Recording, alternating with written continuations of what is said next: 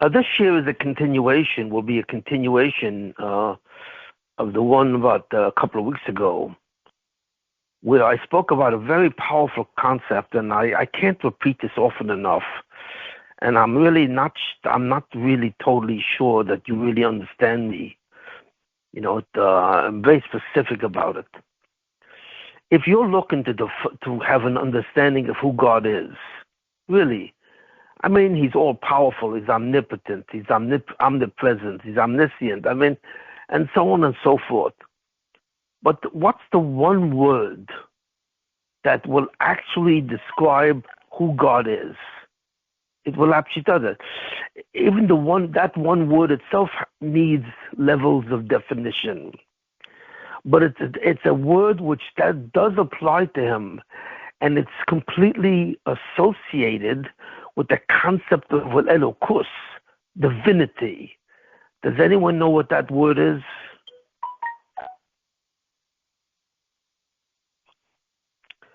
In other words, there's one word that more than any other word captures the real meaning of who God is.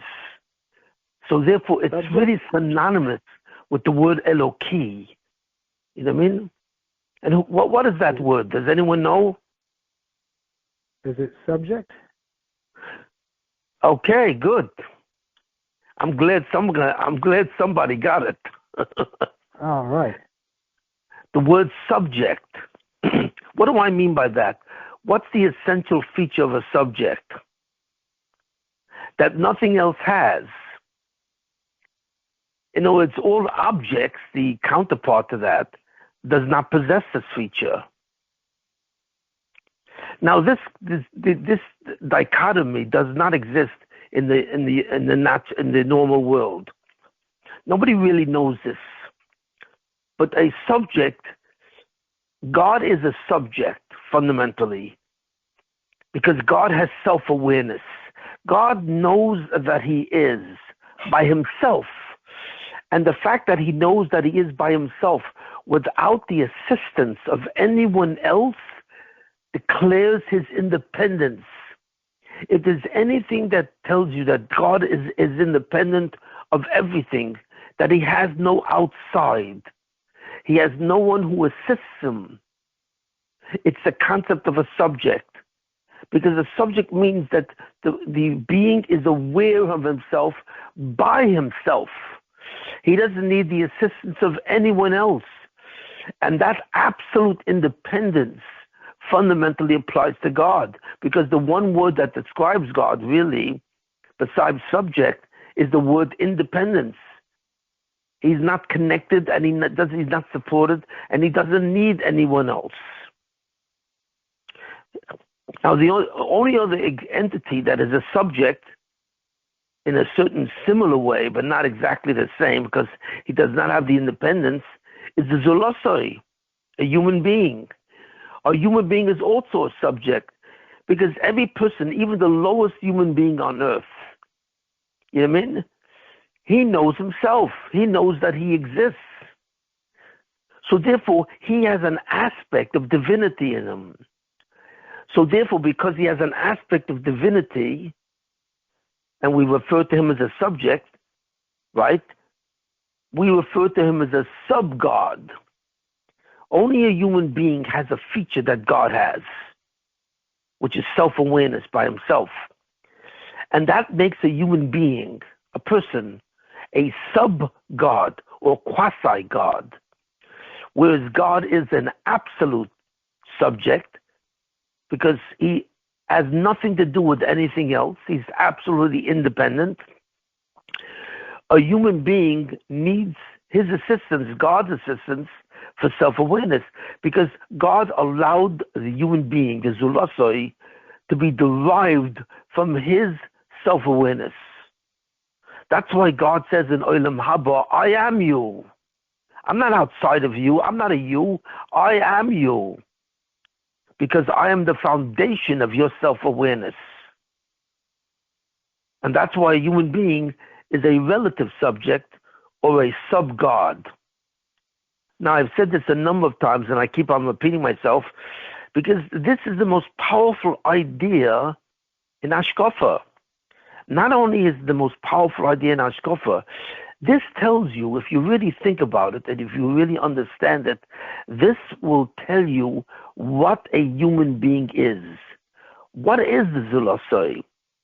Now, if I think that the Zulasoi is a created being, he's something that God created, then he's no different than anything else God created. Even objects which are inanimate, they don't have self-awareness. And even if they have some form of life, like a mammal, it's not considered a true subject, because the animal or malach, both of them are the same. Their self-awareness is part of a reality, in a way. They don't possess self-awareness as an aspect of self. They don't have a self, but they do have a partial awareness that comes from the reality that they're in. So an animal has self-awareness in its reality. It knows itself just like it knows me or anyone else. It doesn't know itself as a being of self. So that's why the only thing that God created with the concept of self-awareness as a subject is a human being. And that tells you the fact of man is slightly less than God. Why? Because he has this aspect of self-awareness. He knows that he exists by himself. Now, the problem with this kind of thing, immediately when God creates this, he also creates a massive problem. Why? Because just like the person knows himself, he automatically, because he is a relative subject, and so on and so forth, he has a contradiction in his self-awareness. Because how do you know reality? How does a human being know reality? He knows reality because of his 5 senses, or whatever extra senses he has. His senses, or sensory data, tell him that there is something outside of him. So in other words, reality and actuality is created by a human being. It stems from his mind. When you see, hear, taste, smell, touch any object, you are not really seeing, hearing, tasting, smelling, touching an object. What you are doing is you are really relating to a certain image that your mind creates, which represents reality. So therefore, a sight, a visual sensory perception, is simply what you see in your mind, and we call that sight. Or if it's a sound, it's in your mind, and we call that a sound. So in other words, all of these sensory perceptions are really mental, which means that reality has a mental existence. It does not exist outside. You're not in touch with any aspect of objectivity. You are completely in touch with the aspect of subjectivity. And that's why the subject is so powerful, because all reality is an outgrowth of his own mind. Now, this creates a problem for the Zulasai. Why? Because this ability to attribute reality from his own mind gives him a certain sense of power. And it's that ability which makes him refer to himself as me. The word me. Me is a word which refers to the subject himself. And he uses that word to describe him. But the me that he feels is very powerful because it's the origin of reality. At the same time that he feels this power to himself, he also feels that there's an outside. In other words, he knows when he says the word me, that incorporates another word, you. To say me is self-referential, which implies you. And this you is another entity outside of you. You're not sure what this actually is, but you know that that entity which is outside of you is all powerful. It's what's called the absolute subject. It's what's called Eloki, Atzmusoi. Now, you don't know what he is. You have no way to relate to Atzmusoi in terms of the characteristics that he possesses, but you do know that this entity, which you call Atzmusoi, is outside of you and is also much greater than you. Because in some way you sense that whereas reality comes from you, you come from Atzmusoi, you come from God. So this weakens him. He's half Superman and half regular man. The part of him that's Superman is the part that's from self-awareness. Reality proceeds from his self-awareness. So that makes him feel like Superman. But the fact that his awareness incorporates something outside of him makes him feel like an ordinary person. It's a form of disempowerment. So therefore, the Zulosoi is both empowered and disempowered at the same time. His awareness of himself empowers him. And his awareness of something outside himself, which is the you, disempowers him. And this is a very big problem. It's a problem for two reasons, and this is something which is very deep. First of all, this problem is called Nam Sufa. The fact that he sees himself and he sees something outside of himself called me, you, gives him a form of disempowerment. But it creates two major problems. Why? Because first of all, when he sees God, he senses him as an outside. And this is a form of disempowerment for him. But basically, this is a sheker. This is not true. Because God is not a you. In other words, he's not a being which is outside of the Zulosoi. It's false, because God really is part of Zulosoi. He's part of the inner me. He is not outside. He's not a you. So when the person refers to, by virtue of his self-awareness, that me and you, this is false. And in the world of Olam Habah, since God cannot be a you, there's nothing outside of God. So God is therefore not a you to anyone. But this is a problem in the status of Atzmusoi. And this is a problem in Olam Habah. You cannot envision such a false conclusion in Olam Habah. Olam Habah, which is the future world where you suddenly begin to have perceptions of God that are real, cannot tolerate a false concept where you see God as a you. You can't, because he's not a you. So this is the first problem, and this problem is referred to as Nam Sufa. That the fact that he sees God as a you is called Nam Sufa, and that's a form of disempowerment. But there's something much deeper than this. Why? And I never really said this now, and now you can understand it perfectly. There's a second problem that he has, the fact that he sees God as outside of him. Because if he sees God as outside of him, then how does he see himself with respect to God? He sees himself as outside of God. If God is his you,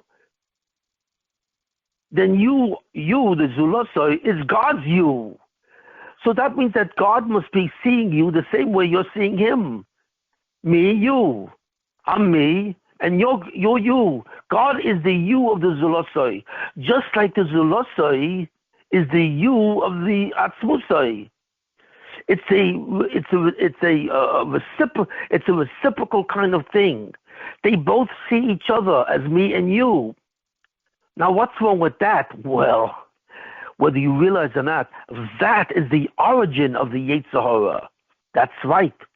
The fact that me, you is a false description of God is one thing. That makes it impossible, really, to be in Olam Habah.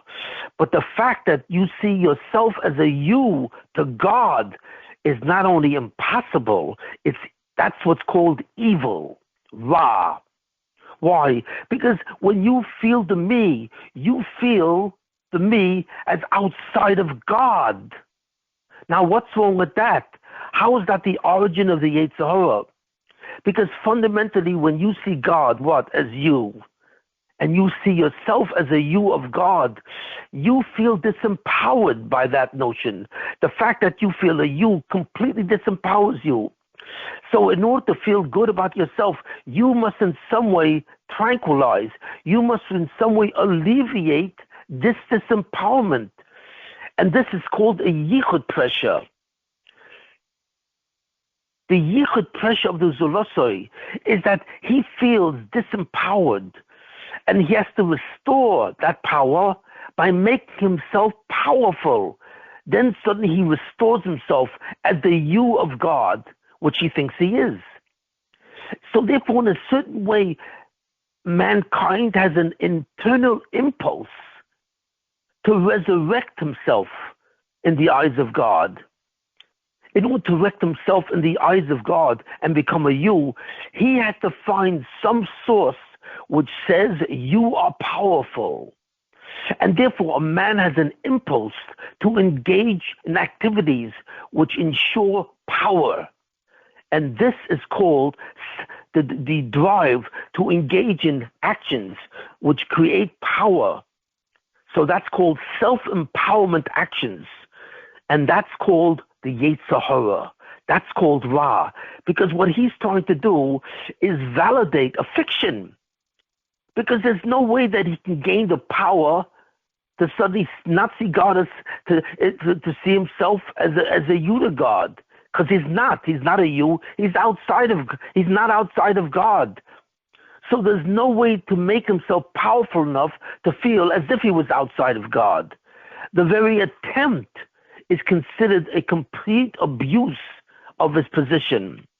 The fact that he feels disempowered causes him to have an impulse which forces him in the wrong direction.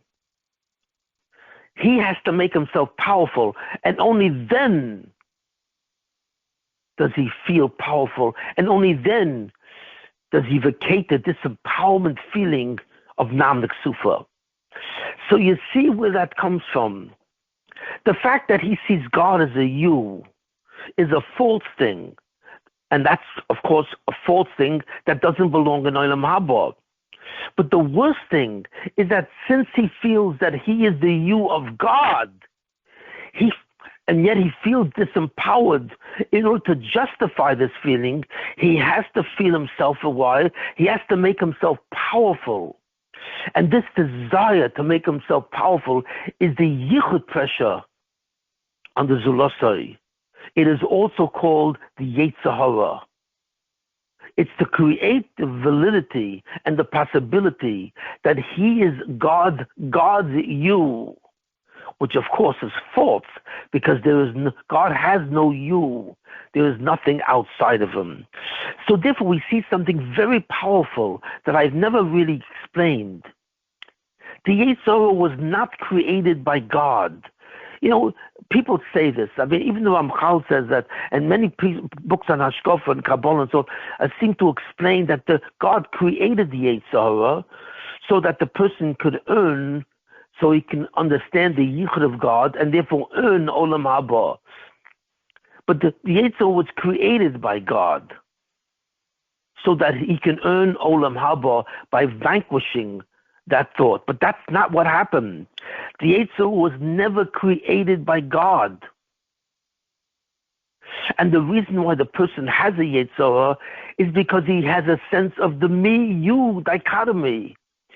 If you see yourself as a me, you have to see something else outside of you as a you. And therefore you become the you to that me which is outside of you. So the Yetzer Hara was never created. What was created was the self-identity of the subject of the Zulosoi. Automatically, that produced the feeling of me. And once the person has the feeling of me, then he sees himself as a you to anyone outside of him. And then suddenly he feels disempowered. The very fact that he has an issue of self-identity creates the false desire to be powerful, to tranquilize that disturbance, that disempowerment that he feels. So the Yetzer Hara was created in man as God created him as a subject. It's synonymous with him being a subject. If you have self-awareness, true have self-awareness, you have a Yetzer Hara. In other words, because you feel disempowered.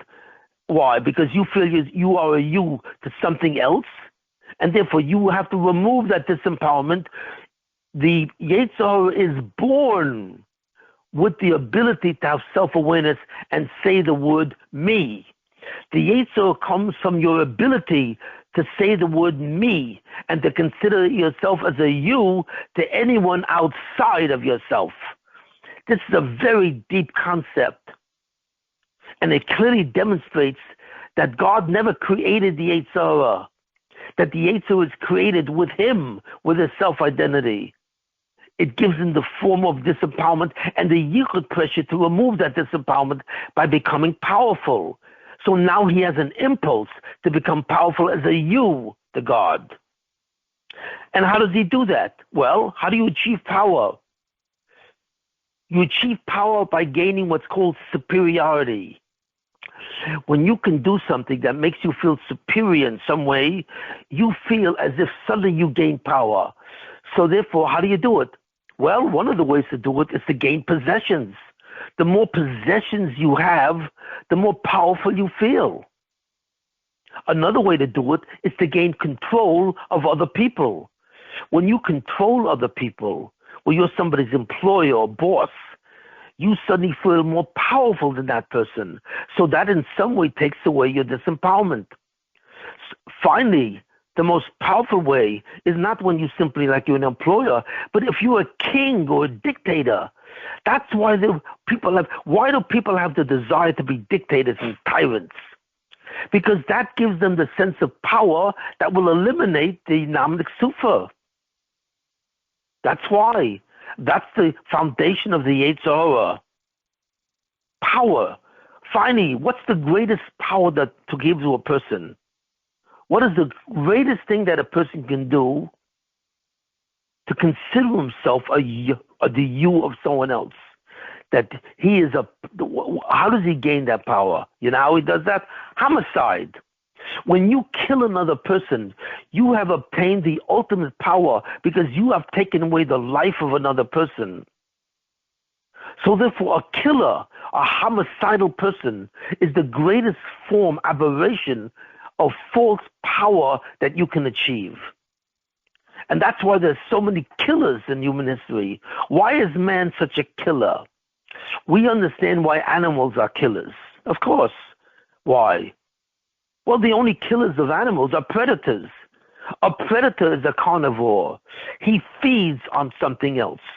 But he doesn't kill something else to obtain the power, feeling, to absolve him from his problem of Namlik Sufa. He doesn't. He kills something and then he eats it. It's a necessity of survival. But man is the only one that will kill another human being for nothing. Because in some way that other human being makes him feel disempowered, powerless. Man will kill someone if another person lowers his self-esteem. And in certain cases, he will become a tyrant. And he will actually kill and so on. So the Jewish people had to be killed to make Adolf Hitler feel like a semi-god. Every time he killed a Jew, every time he thought of a Jew as inferior to him, he felt more powerful. And then when he wanted to annihilate them all, that was his quest for absolute power. But of course, that's homicide at the lowest level. But you see that there are certain ways a human being can have power through possessions or through achievements. If you build something, if you build a building, for example, or a home, there's a certain form of power because of something you accomplished. If you are a king, you have power. Finally, if you kill people, you have massive power.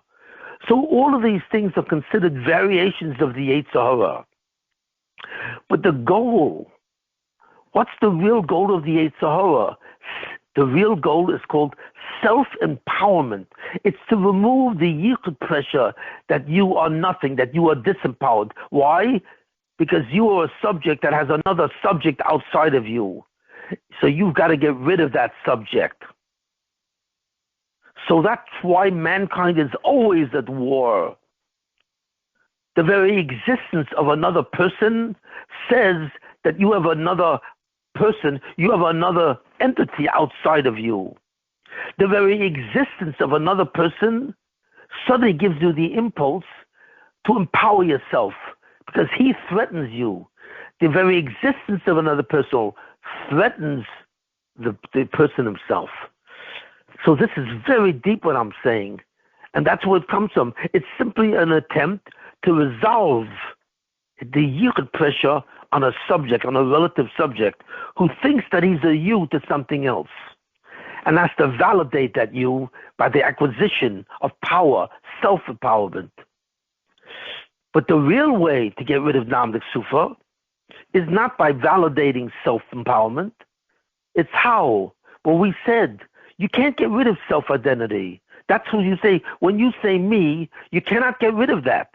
Because if you get rid of that, there's no more you. So how do you get rid of the disempowerment that comes from the word me? You get rid of it by the greatest mitzvah of all. Love. Love is a certain impulse that comes into you when you were separated from someone and therefore that's the impulse to rejoin, to reunify with that thing which you separated from. And since man is derived from God himself, Atzmusoi, in some deep way that we don't understand, we can love God because we want to reunify, we want to reestablish the reunification with God. So that's how you get rid of it. And that's called truth empowerment. When you want to get rid of your Nam Sufa by using the truth, you do what? You say to yourself, well, I don't get rid of my Nam Sufa just because I've owned something, or I have a lot of money, or I'm a rich man, or I'm a big boss, or I built something big, or I kill people. I'm still not get rid of it. I don't have a true sense of empowerment. But what will give me is the truth. The truth is what? We come from God. And since we come from him, we want to reunite him, and we want to inflame ourselves with the love of God. And that takes away, not Nam Sufa. It doesn't take away the me of you, but it takes away the empowerment that you use to what? To convince yourself that you're a you of someone else. Love. Love is a solution to Nam Sufa, not power. So I've said some very deep things just now, which are fundamental, very fundamental, of Nam Sufa and the origin of the Yetzer Hara and what the person does when he employs his Yetzer Hara. Fundamentally, he seeks power to resolve his Nam Sufa problem, and that's called self-empowerment. But God told him that you can get rid of your Nam Sufa by loving me. And you can love me because you come from me. So that's called the Yetzer Tov.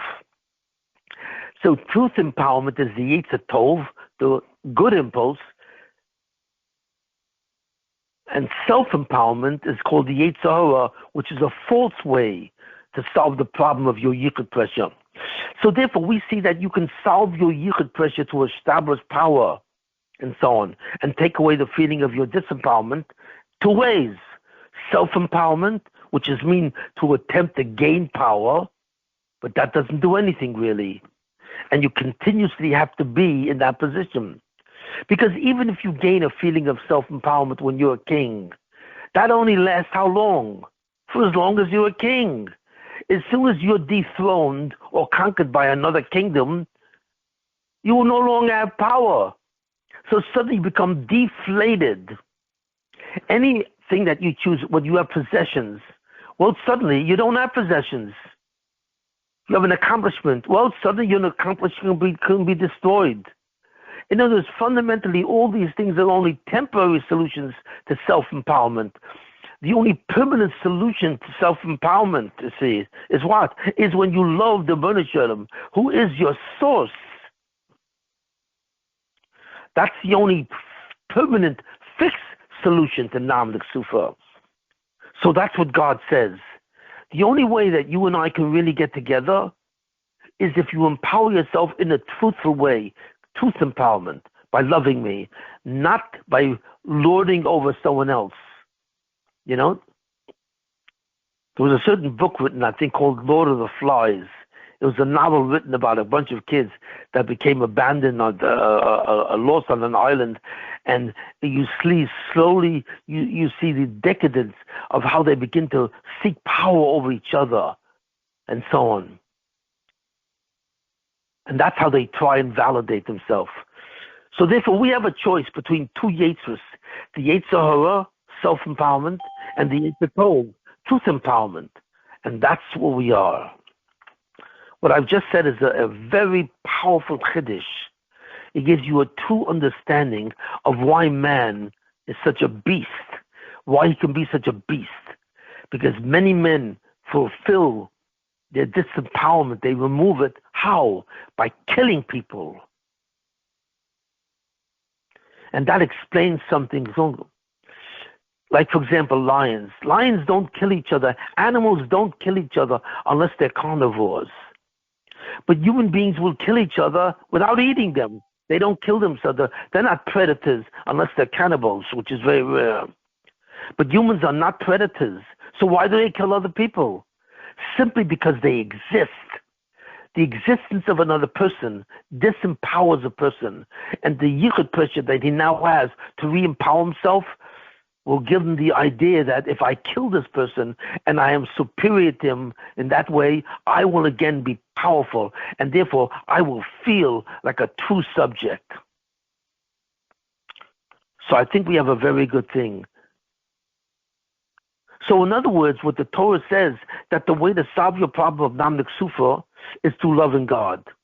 And when you do that, then you become a sub-God.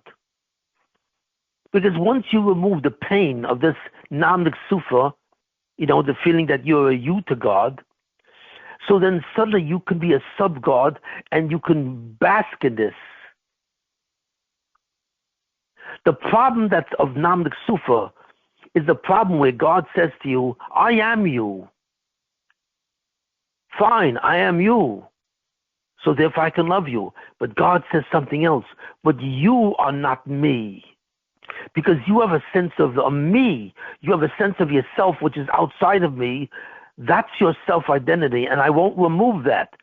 Because in that way you also know that you exist. That's my gift to you. That you should know that you are through your self-knowledge, your self-awareness. So I will let you retain that. But in letting you retain that, it will also disempower you. So I will tell you that the way to get rid of the disempowerment is by loving me, not by gaining power over someone else. So therefore we see when we look at it, this is according to the Midas Hadin, the attribute of justice. The attribute of justice says that the way you have to remove this disenfranchisement, this disempowerment from the Midas Hadin is to seek power. But to do it through love is the truthful way to do it. And that's the solution. That's the way you become a sub-God through the Midas Hadin, the attribute of justice. Now, in a certain way, we see this as an equation. And in a certain way, I'm going to turn slightly mathematical. Olam Habah is really an equation. It is. What is Olam Habah? It's a ratio of two types of me. There's a me that sees another person as a you. That's called a me-you variable. It's called the me-you variable because in seeing me, I have a dichotomy where I also see you. But that's not Olam Habah. That's the problem of Namlik Sufa, where you see a you and you think you're a you. Really, Olam Habah is another thing. You see it. But the concept, and this is very important, the actual construction of a Zulosai is called in Chazal a chelik al-kami mal. He is a portion, a chelik, a portion of God. So therefore, his ability to be self-aware is a construction of really two concepts. The concept of where he sees himself and the concept where he sees God as his inner self or inner me. Olam Hazeh, this world, is really a concept of me, you. The me that we feel in Olam Hazeh, in this world, includes the concept of a you outside of me. But when we see ourselves in Olam Haba, it does not include that concept. It really includes the concept of me, yes, but then it includes the concept where God is an inner me. So therefore, that justifies his saying to me, I am you. It's a ratio of two me's. One is the me of me, you, over in a ratio of me, inner me. That's right, because God never takes away this concept of your chelek. He will always let you have a certain me where you will see yourself as outside of anyone else. He will tolerate that. But as long as you also understand the idea that your real feeling of me is a concept of an enemy. So the me, it's me, you, I abbreviate this as MY, me, you. This is the chelek. This is the self-identity of a person. And the self-identity of the person is modified in Olam Haba because of the other variable of me, inner me. So me, you is divided by me, inner me. MY is divided by MIM, me, inner me. That's written as a ratio. So in Olam Hazeh, there is no ratio. In Olam Hazeh, we see one variable called me, you, MY. But in Olam Haba, we get to the level of Ahavta Hashem L'Kacha, where we love God. So therefore, we suddenly feel what that means. To love God is to really feel that He is inside you. He is your inner me. But it's always a ratio. Olam Haba remains a ratio because we have a self-identity even in Olam Haba. Even in Olam Haba, there's an aspect of where I know myself as a me incorporated with the concept of you. The way I know myself in Olam Haba is also me, you. I don't lose that. That's my chelek. That's me. That's the me as opposed to God. But I also have an understanding that there's a me, the real me is me of the inner, with the inner me, because I know that God is me. And that's the ratio of MY, me, you, over divided by MIM, me, inner me. It's a mathematical ratio. Now, what does it feel like? What does it feel like to have this ratio? Can we understand this? I understand when I'm in Olam Hazeh, in this world. I understand when I feel me, I also feel you. But can I feel the concept of what? Of me, inner me? Can I feel that God is not me? So the Gemara actually answers this. Because the Gemara says, Ayin Roi Rosa. In Olam Haba, no eye has seen it. What does that mean, no eye has seen it? It doesn't say that no one has ever seen Olam Haba, which is also true because Olam Haba is never created. It means something much deeper. Ayin Roi, no eye has seen it, means that we cannot feel the me of Olam Haba. We can only feel the me of Olam Hazeh. And this is a very powerful concept. What separates from us, from that world to this world, is how we feel the me. In Olam Hazeh, we feel the me, which incorporates the dichotomy of you. But in Olam Haba, we don't feel that. We feel the me that incorporates the concept of me, inner me, that we feel the God is the inner me. What does that feel like? So the Gemara says you'll never know. As long as you're in Olam Hazeh, you will never acquire the ability to have that experience. That's why the ratio, the experience of me in Olam Haba is a ratio of me, you, to me, inner me. And there's a minimum of me, inner me, that qualifies to be in Olam Haba. Even though you're allowed to feel your chelek, me, you, but God says you, be'ika, have to feel my portion in you. And your ability to feel that has a certain minimal threshold. Once you go beyond that minimal threshold, where the me you is stronger than the me inner me, that's no longer Olam Habah. You are an Olam Hazeh. So the me inner me, the denominator, me inner me, is always greater than the numerator, me you. Always. And that's what Olam Habah. Olam Habah is not only ability to feel me in terms of who God is, that he's inner me, he's part of me, but you feel the me that comes from that part of the denominator, that part of the ratio, greater than the me, you, which is his chelek. And this is the definition of Olam Habah mathematically. It's a ratio where the denominator is always greater than the numerator. And this is the ratio, the me, of Olam Habah. And this is the ratio of Olam Habah according to the Midas Hadin, where through the love of God, he develops the understanding of me in terms of God, inner me. That becomes the chief quality of that ratio, the denominator of that ratio. Even though he retains me, you, because that's his chelek, that's his self-identity, but the power, the real power of that ratio is the denominator, me, inner me. And how does that feel? We don't know. We cannot know. Because when it says ayin lo yirah, so no eye has seen it, it refers to a mental vision, to a mental experienceness. It refers to the concept of consciousness. So what do we feel like when we're conscious in Olam Habah? We don't know.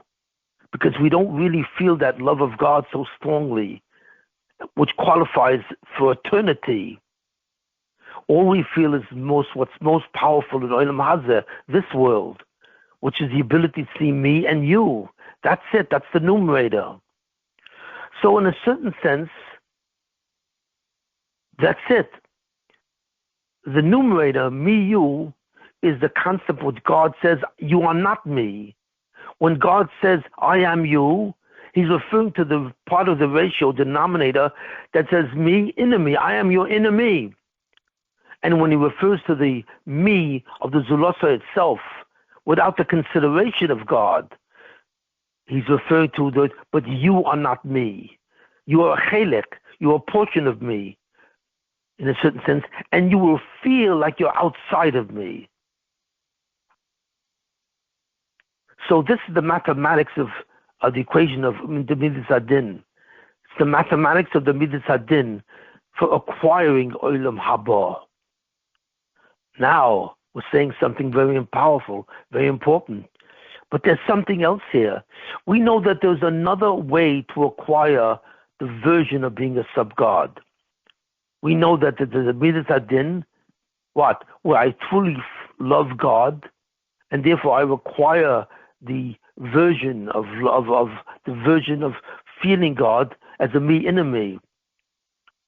But there's also something called, and therefore this puts me on a certain level of a certain version of what my self-awareness. My self-awareness in Olam Habah is mostly me, inner me, not me, you. That's still there. Because God says to me, you are not me, you are a chelek. And in that sense, you can feel yourself. But in your essence, you are really me. You are Elokami Mal. You are part of me.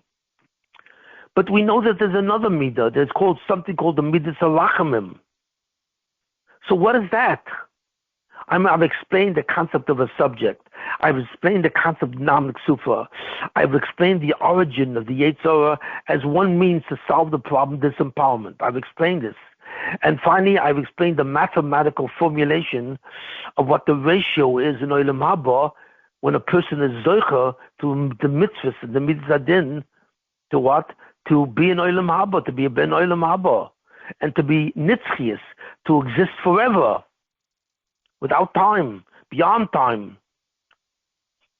But what the Torah tells me that there's another midah. That's the midah of the din, is the midah hagibor. When it says Hakel HaGadoil HaGibor, HaGibor refers to the Midas Hadin. But Rachamim refers to the Midas Hanoira. So it means, it says that there's another way to become a sub-God. That's right. What do I mean?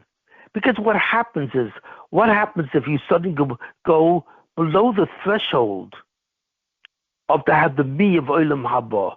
In other words, you've done so many sins in your life, and you've emphasized your own ego and your own need for self-empowerment. You've given in to your Yetzer Hara tremendously.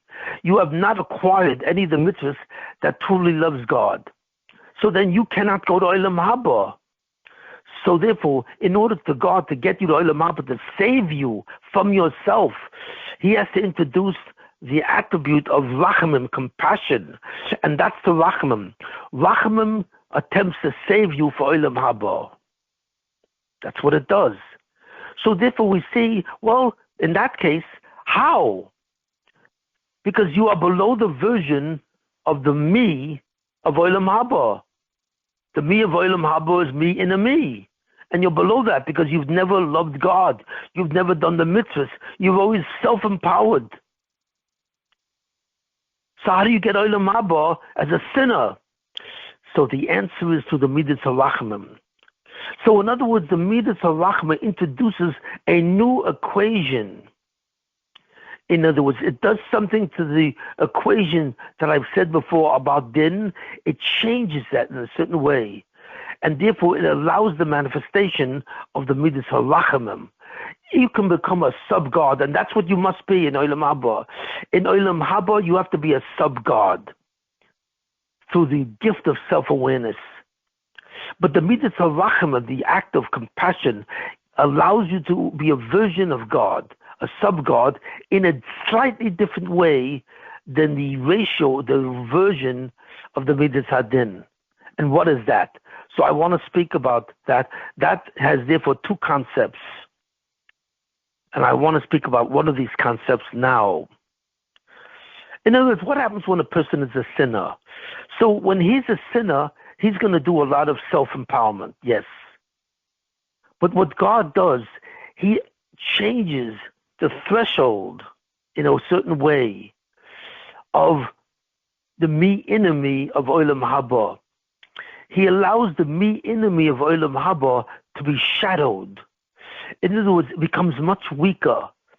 He still retains the same quality of me enemy of Olam Habah in a certain sense.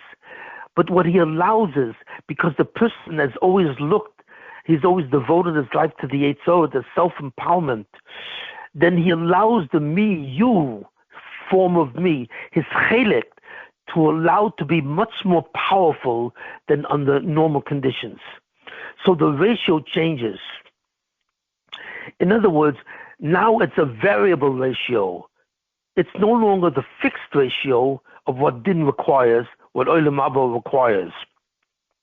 But it's a variation in the ratio. The me-you part is much more powerful than it should be. But it's still not more powerful than the me-enemy denominator. You have to understand, it cannot be more powerful than that.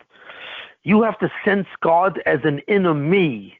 There's no way around it because he is an inner you. But we can allow the me-you part of the equation to become bigger. So therefore, even though you feel that God is an enemy, you have a much stronger sense of your chelek than you normally would have. And what does this do? What happens if the me-you emphasis of self-empowerment is greater in quantity, greater in value? It's not greater than the me-enemy. The denominator always has to be greater than the numerator, but the numerator can be bigger than it is. So therefore, you will feel the joy of being a sub-God less. Because the stronger the me-you ratio, the stronger the numerator is, the stronger the me-you dichotomy of your self-identity is, the lower the feeling of joy in Olam Habah. Why? Because you have a greater sense of you. And the sense of you always takes away from the power of Olam Habah. So therefore, there's a variation to it. So in other words, the equation changes. You have to have a denominator of me in a me, minimally, to be certain strong. So some of the mitzvahs that a person does are very great mitzvahs, and they allow God to give this person a greater sense of the inner presence of God in your self-awareness. It's true. But what God does is he allows the sense of you that the me have of the chelik part to be larger. So the ratio changes. In the Midas HaRachamim, the version of the sub-God that's developed through the Midas HaRachamim has a much greater sense of Nam D'Ksufa. There's a certain amount of Nam D'Ksufa which is retained in Olam Habah. It's retained because the person was never able to correct it. But it's not retained so that it becomes greater than the me in a me sense of himself. No, it cannot, because then he cannot be in Olam Habah. But it is retained in a sense that the Nam D'Ksufa problem is somewhat greater than it normally is. Even though the denominator is greater than the numerator, but the numerator can grow in size, which means that the denominator, the me inner me, is overshadowed by the me you sense of himself. That's what the Midas HaRachamim. What the Midas HaRachamim does is enlarge the me feeling with the you involved, which is the chelik of the person himself, which God says, you are not me.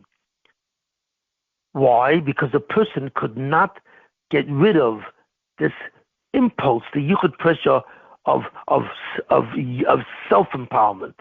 His Yetzer Hara was too strong. So the Rebbeinu Shalom reassesses the whole ratio of the two and allows it to be larger. And as the chelik becomes larger, the amount that he sees himself, me, as part of God, as a me inner me, gets smaller. But it's enough to be in Olam Habah. It's enough for him to be considered Olam Habah. Because the denominator could never be smaller than the numerator. But the numerator can get larger by itself. But never to overpower the denominator. The me you can never overpower the me inner me, because the signature of Olam Habah is me inner me. So that always has to be the primary sense of me that the person has. But depending on whether he was able to remove the self-empowerment of Nam D'Ksufa from the yichud pressure of the Yetzer Hara, God will tolerate a much greater level of Nam D'Ksufa to be in Olam Habah. So simple. Some people will have a much greater concept of themselves in terms of the you part. They'll just have a greater sense of me you than they should have. And therefore they will have a less portion of the me in the me of Olam Habah. But okay, but at least they're in Olam Habah. So therefore the Midas HaRachamim entertains the possibility of variation, where it allows the chelik of the person, the part where God says you are not me, to become larger. So he has a more powerful sense of himself. But he still has the major part of himself, the understanding of God. That's always the major. But he still also has an important part of himself, of the you in himself and the chelik that he is. So the Midas HaRachamim will allow him to survive, but the ratio of the two is somewhat altered. So now I've just discussed a very important thing. I've told you the difference between the version of sub-God that is supplied by the Midas Adin versus the version of sub-God which is supplied by the Midas HaRachamim. The Midas HaRachamim will allow the concept of Madrega, and this is how it's done. What does the Midas HaRachamim introduce that the Midas Adin does not introduce? What he introduces the concept of what? Of the concept of Madrega, the Midas Rachamim allows many levels of himself, the Chelek. A person could be in Olam Habah with a very great sense of God, or he could be in Olam Habah with a smaller sense of God. But he's always in Olam Habah with a sense of God. That's the main thing. But his version of himself could be either smaller or larger, and that will overshadow his version of God. So that creates what's called different madregas, or different levels of Olam Habah. So therefore, what God's compassion is, that he allows a person, if he can't do it fully by loving God, he allows a person still to be in Olam Habah with a stronger sense of himself and the you from the Midas Rachamim. So we see an amazing thing, what compassion does. God's compassion saves many Jews and also many Goyim who really should not be in Olam Habah, because they've devoted their life to self-empowerment. They've done all kinds of things which is considered evil because it falsifies their sense of self-awareness. But God has created levels of Olam Habah which can tolerate greater levels of Namlik Sufa in Olam Habah. So fundamentally, that's what I've said. I've analyzed the concept of Namlik Sufa in a very precise way, defining it, and then defining first where we finally understand now what the Yetzer Hara is, where it comes from, and so on. That it comes to tranquilize the conflict of Namlik Sufa through self-empowerment. And we've spoken about the two versions of being a sub-God. Being a sub-God according to the version of the Midas Adin, where you have one form of the equation, of the ratio, and another version of a sub-God, where you have a much more variable form of the mi-you, which makes him another version of a sub-God, but he's still a sub-God, but a lower version of that. So fundamentally, this is what I've explained. Next time, I will explain another version of the mi-you, which has to be taken into consideration in terms of Olam Habah. So what I've really introduced is another concept. I've introduced the notion of the mathematics of Olam Habah. I know this is very strange. Even though it says Ayin Lo Yara, so no eye has seen it, and therefore we cannot understand how we feel about ourselves in Olam Habah, but I've been able to mathematically basically describe it in a certain way that it can be understood. And I was able to describe the Midas Adin and the Midas Rachamim both as different versions of Olam Habah. So it's important that you understand this. This is a very important shir, and you have to review it and so on, and that's what it is. So are there any questions?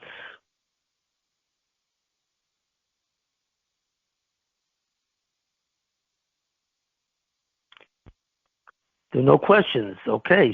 That means I assume... Shimon, a very appropriate shir for El. Very appropriate shir for El. Besides that, it's very deep, but you went into the essence of the Yetzer Hara.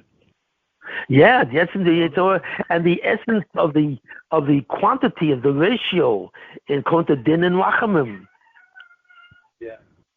So not only did I explain the origin of the Yetzer Hara truly, but I also explained how the Yetzer Hara varies even in Olam Habah, that in the Midas Rachamim you're allowed to retain a greater level of a Yetzer Hara in a certain sense, where you have a greater level of the Chelek of you. That's what the Midas Rachamim tolerates. So I've been very precise today, very precise.